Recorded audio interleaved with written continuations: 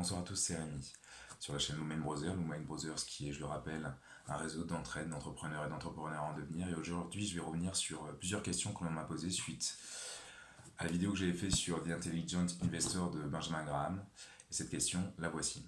Comment acheter des actions ou des indices boursiers en bourse? Tout d'abord, juste un tout petit disclaimer. Moi, je finis mes études d'ingé, j'ai des connaissances dans ce domaine, mais je suis tout sauf un professionnel. Donc prenez ça avec des pincettes, faites vos recherches aussi de votre côté, allez voir votre banquier, qui est sûrement beaucoup plus à même à répondre à vos questions que moi. Et sinon, c'est parti. Du coup, dans cette vidéo, je vais vous présenter deux types d'investissements, donc via un compte titre et via un PEA. Ces deux types d'investissements ont des avantages en termes de liquidité ou en termes de fiscalité, et je vais vous les présenter assez rapidement. Dans un compte titre, vous pouvez acheter absolument tout type d'actions.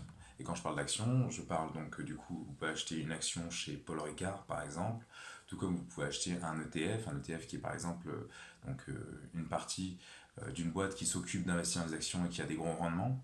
Ou alors vous pouvez également acheter un indice boursier tel que le CAC 40 qui soit en gross return ou juste le CAC 40 en mode normal. Et l'avantage d'investir dans des indices boursiers, pour rappeler la vidéo précédente sur Benjamin Graham que je vous encourage à aller voir, c'est que ça lisse globalement une tendance qui est celle des 40 meilleures entreprises françaises, donc vous prenez beaucoup moins de risques. Malheureusement, par contre, dans un compte titre, certes, il y a énormément de liquidité, c'est-à-dire que vous pouvez vraiment passer un ordre et revendre votre action très rapidement. Par contre, vous êtes réellement imposé sur la plus-value. Vous êtes imposé sur la plus-value à hauteur de 33%. Cet impôt est décomposé en deux parties, un impôt dit forfaitaire de 12,8% et un impôt entre guillemets de charge sociale de 17,2%. Lors d'un investissement via un compte titre, il y a quelques tips donc visant à amoindrir vos impôts qui sont les suivants. Vous pouvez être dispensé des 12,8% si votre foyer fiscal n'excède pas les 50 000 euros année si vous êtes célibataire, 75 000 euros année si vous êtes plusieurs sur ce foyer fiscal. Et seulement à partir d'une certaine durée, vous pouvez avoir un abattement fiscal entre 2 et 8 ans, il me semble,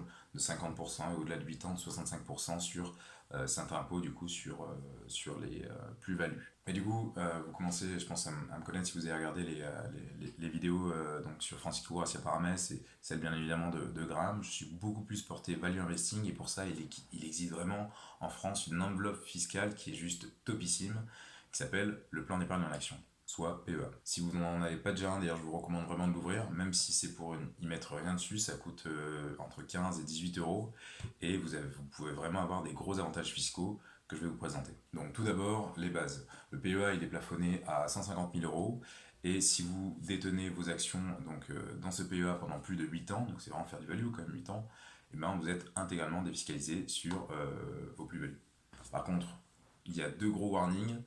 Le premier, le voici. Vous ne pouvez pas tout acheter sur le PEA. S'il y a ces avantages fiscaux-là, c'est parce que, en gros, c'est pour encourager les investissements des particuliers dans l'économie française et européenne. Et donc, c'est extrêmement compliqué, par exemple, si on a envie d'investir sur le Nasdaq ou sur une entreprise américaine telle que Apple, d'y investir dedans. Mais pour cela, il y a quand même une technique qui est d'investir sur des ETF, qui sont des outils financiers qui sont cotés en France et qui investissent pour vous à l'étranger. Typiquement, si vous avez envie d'investir sur le Nasdaq, la BNP propose un ETF qui recopie en fait les cours du Nasdaq et vous pouvez acheter cet ETF de la BNP via votre PEA. Et le deuxième warning par rapport au PEA, c'est que si vous retirez tout au bout de 8 ans, votre PEA se clôture tout simplement et vous êtes obligé d'en recréer un et d'attendre 8 ans pour avoir de nouveaux désavantages fiscaux. Et le 2 bis, entre guillemets, le voici, tout retrait partiel induit que vous n'avez plus le droit de remettre de l'argent dans votre PEA. Mais il existe encore. C'est tout pour cette petite vidéo sur cette question qui revenait régulièrement par mail. Encore une fois, si vous en avez, n'hésitez pas à nous envoyer, on répond avec grand plaisir. Et je vous ferai prochainement, je pense, une vidéo sur quels sont les types d'actions associés à vos objectifs, si vous voulez faire du value, du day trading ou autre chose. A très bientôt les amis, on continue de bosser, on perd pas nos objectifs et Ocean List là.